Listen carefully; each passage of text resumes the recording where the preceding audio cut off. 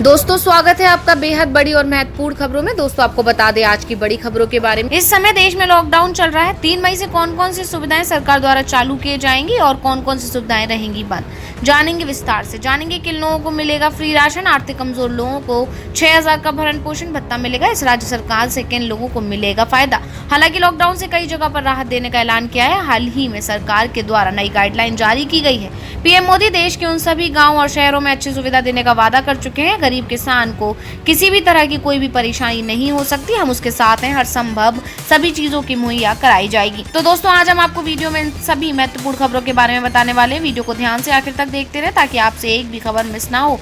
और आप भी चाहते हैं कि भारत में फैली महामारी जल्द ही खत्म हो जाए तो इस वीडियो को एक लाइक जरूर करें। दोस्तों इससे पहले जान लेते हैं चीनी कोरोना वायरस के अपडेट के बारे में। अब तक भारत में संक्रमित मरीजों की संख्या बढ़ती ही जा रही है। स्वास्थ्य मंत्रालय के मुताबिक देश में कोविड-19 के अब तक कुल 28,380 मामले सामने आ चुके हैं, जिसमें से 6,362 मामले ठीक हो चुके हैं और वहीं 886 लोगों की मौत हो चुकी है। बात करें दुनिया भर के अपडेट के बारे में तो नए अपडेट के अनुसार दुनिया भर में कोरोना संक्रमित लोगों की संख्या 29,95,093 पहुंच गई है। इनमें से 19,06,347 एक्टिव मरीज है, जिसमें से 8,83,474 मामले ठीक हो चुके हैं और 2,07,272 लोगों की मौत हो चुकी है। दोस्तों हो सकता है जब तक आप इस वीडियो को देख रहे हैं तब तक ये आंकड़ा और भी बढ़ जाए। इसी के साथ चलते हैं अगली बड़ी खबर की ओर। कुछ जगहों पर हॉटस्पॉट नहीं रहेंगे। 3 मई के बाद स्वास्थ्य, कृषि, कॉमर्स सहित अन्य सेक्टर खुल जाएंगे। फ्लाइट, ट्रेन, मेट्रो और इंटरनेट, बस जैसे ट्रांसपोर्ट सभी चीजें 3 मई के बाद खुलने के ही आसार हैं। लॉकडाउन 2 के लिए सरकार के दिशा अनुसार मास्क कवर पहनना सभी के लिए अनिवार्य है। अब बिना मास्क पहने घर से बाहर नहीं निकल सकते। यदि घर से बाहर निकलते हैं और आप पकड़े जाते हैं तो आपके ऊपर कानूनी तौर पर कार्रवाई की जाएगी। एक जगह 5 से अधिक लोगों को रहने पर प्रतिबंध लगाई गई है। यह आधिकारिक रूप से ऐलान किया गया है।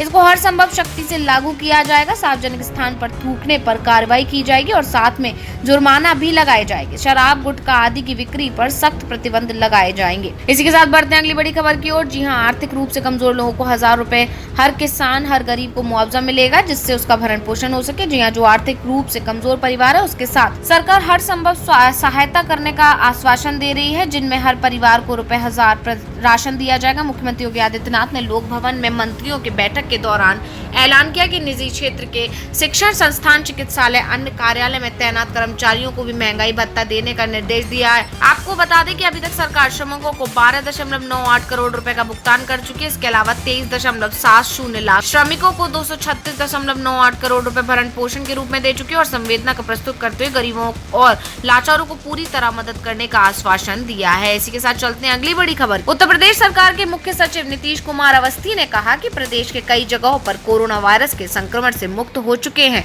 पूरे प्रदेश के लिए खुशखबरी है कि प्रशासन, पुलिस विभाग, सफाई कर्मियों से एकजुट होकर कार्य किया है। कई जिले कोरोना वायरस से मुक्त होने जा रहे हैं और हालिया रिपोर्ट में बताया गया है कि योगी आदित्यनाथ ने असहाय व्यक्तियों, किसानों और गरीबों को 1000 रुपए धनराशि दी है। दोस्तों आपको बता दें कि 22 लाख श्रमिकों को दिए गए 237 करोड़। मुख्यमंत्री योगी आदित्यनाथ ने सबसे ज्यादा प्रभावित होने वाले श्रमिकों को चिन्हित कर 1000 रुपए देने का निर्देश दिया। इसके बाद प्रदेश में 23 लाख श्रमिकों को 237 करोड़ रुपए बांटे गए। मुख्य सचिव अवनीश कुमार अवस्थी ने बताया कि शहरी क्षेत्रों में कुली, रिक्शे वाले, ई बैटरी चालक जैसे कई श्रमिकों को 1000 रुपए मुहैया कराए गए हैं। कुल मिलाकर 5,82,000 लोगों को शहरी क्षेत्रों में 4 लाख धनराशि गरीबों को दी गई है। अवस्थी ने बताया कि मुख्यमंत्री ने निर्देश दिए हैं कि अगर कोई छूट जाए तो उन्हें भी युद्ध स्तर पर जानकारी प्राप्त कर उसे पैसा मुहैया कराया जाएगा। इसी के साथ बढ़ते हैं अगली बड़ी खबर की ओर। किन किन लोगों को मिलेगा राशन? सीएम योगी आदित्यनाथ ने कहा है कि किसी जरूरतमंद के पास राशन कार्ड नहीं है तो भी उसे अनाज मिलना चाहिए। प्रदेश में कोई भी भूखा न रहे। घुमंतु समुदायों का विशेष ध्यान रखा जाए। औपचारिकताओं की वजह से राशन जैसी सुविधाओं से वंचित न रखा जाए। सीएम ने शुक्रवार को लोक भवन में टीम के साथ बैठक में यह ऐलान किया। गरीब को किसी तरह की परेशानी ना हो, इसकी देखरेख करना हम सभी की जिम्मेदारी है। गरीबों का किचन की व्यवस्था अच्छी चल रही है या नहीं, इसका ख्याल रखना हम सबकी जिम्मेदारी है। जी हाँ, 30 जून तक सबको मिलेगा राशन। आपको बता दें योगी सरकार 30 जून तक हर जरूरतमंद को राशन देने की योजना बना रही है, जिससे कोई भूखा ना रहे। जिसके पास राशन कार्ड नहीं है उसके लिए विशेष सुविधा मुहैया कराई गई है। एक अधिकारी ने बताया कि खाद्य सुरक्षा अधिनियम के तहत 75% से अधिक आबादी को राशन नहीं दिया जा सकता। केंद्र सरकार से मिलने वाला अनाज भी राशन कार्ड के संख्या के अनुपात में ही मिल सकता है। ऐसे में योगी सरकार स्थायी राशन कार्ड बनाने की तैयारी कर रही है। इसके लिए अनाज पर्याप्त मात्रा में उपलब्ध कराया जाएगा। दोस्तों आपको बता दें 15 करोड़ लोगों को अनाज वितरित किया गया है। 12.5 लाख लोगों को फूड पैकेट दिया जाता है। दूसरे चरण में 18 करोड़ लोगों को निःशुल्क राशन दिया जाएगा। दोस्तों आपको बता दें, सीएम योगी ने कहा मिलावटखोरों और जमाखोरों पर सख्त एक्शन ले। जी हाँ दोस्तों, आपको राशन मिल रहा है या नहीं, कमेंट कर जरूर बताएं। इसी के साथ चलते हैं अगली बड़ी खबर की ओर। कोरोना वायरस के बीच देश में लॉकडाउन में सरकार की तरफ से कुछ छूट दी गई। कृषकों और ग्रामीण क्षेत्रों को इसका फायदा हुआ है। गृह मंत्रालय के संयुक्त सचिव पुण्य सलीला श्रीवास्तव ने इस बात की जानकारी दी। पुण्य सलीला श्रीवास्तव ने बताया कि देश में 80% गेहूं की कटाई हो चुकी है। पुण्य सलीला श्रीवास्तव ने कहा लगभग 80% से अधिक गेहूं की कटाई हो गई और 2000 से अधिक मुख्य मंडियां चालू हो गई। 80% मंडियों का संचालन शुरू हो गया है। दाल और तिलहन की खरीद जारी है।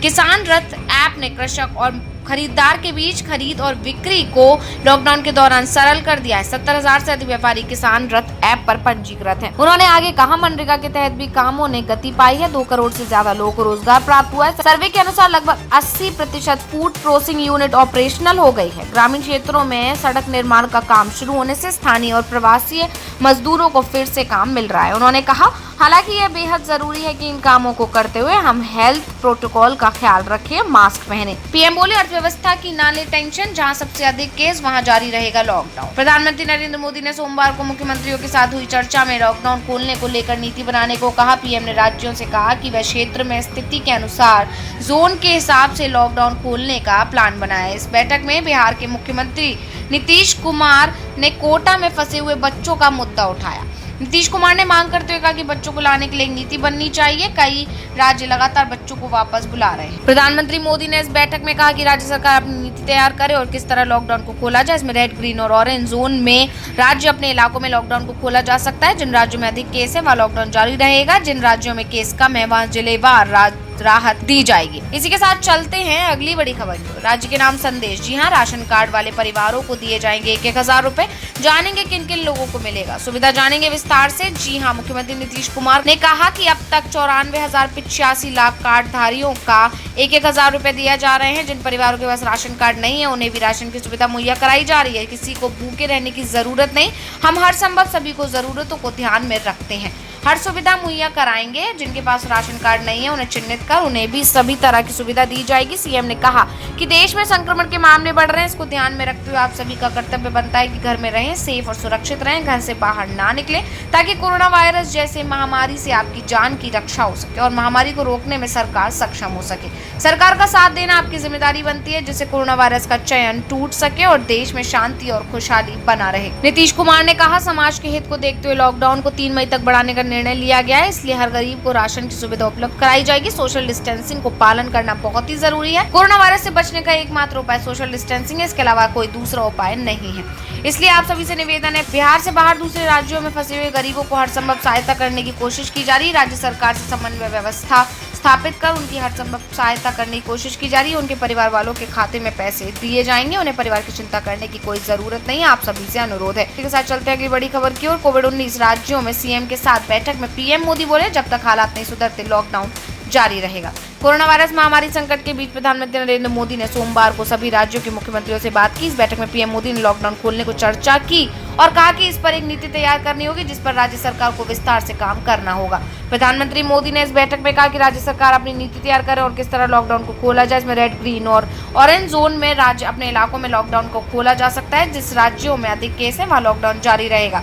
जिन राज्यों में केस कम है वहाँ जिलेवार राहत दी जाएगी। पीएम नरेंद्र मोदी ने कहा कि अर्थव्यवस्था को लेकर टेंशन ना ले, हमारी अर्थव्यवस्था अच्छी है। बता दें कि केंद्रीय स्वास्थ्य मंत्रालय ने देश के अलग अलग जिलों के जोन के हिसाब से बांटा। अभी करीब 170 से अधिक जिले रेड जोन में शामिल हैं। वीडियो कॉन्फ्रेंसिंग के जरिए हुई इस बैठक में बिहार और बंगाल ने कोटा में फंसे छात्रों को घर वापस लाने का मुद्दा उठाया। लॉकडाउन लागू होने के बाद राज्यों के सीएम के साथ पीएम मोदी की ये तीसरी बैठक थी। प्रधानमंत्री नरेंद्र मोदी ने सभी राज्यों के मुख्यमंत्रियों से कोरोना संकट पर आगे की योजना बनाने के लिए वीडियो कॉन्फ्रेंसिंग के जरिए चर्चा की। उन्होंने साफ कह दिया कि जब तक हालात ठीक नहीं हो जाते लॉकडाउन जारी रहेगा। हालांकि उन्होंने यह भी कहा कि जिन जिलों में हालात ठीक है वहां छूट दी जाएगी। पीएम ने कहा कि हमें अर्थव्यवस्था पर ज्यादा चिंतित होने की जरूरत नहीं, हमारी अर्थव्यवस्था अच्छी स्थिति में है। इस बैठक के दौरान प्रधानमंत्री ने कहा कि पिछले 1.5 महीने में लॉकडाउन की वजह से हमने देश में हजारों लोगों की जान बचाई। हमारे उद्देश्य तुरंत कार्रवाई करना है और हमें 2 गज दूरी के मंत्र का पालन करना है। प्रधानमंत्री मोदी ने कहा कि राज्यों की कोशिशों से रेड जोन समय के साथ ऑरेंज और फिर ग्रीन जोन में तब्दील होना चाहिए। ऐसे में सुधार के लिए तैयार रहना चाहिए ताकि इससे आम लोगों का जीवन और बेहतर बन सके। हमें अर्थव्यवस्था को भी महत्व देना है, लेकिन उसके साथ साथ कोरोना वायरस के खिलाफ लड़ाई भी जारी रखनी है।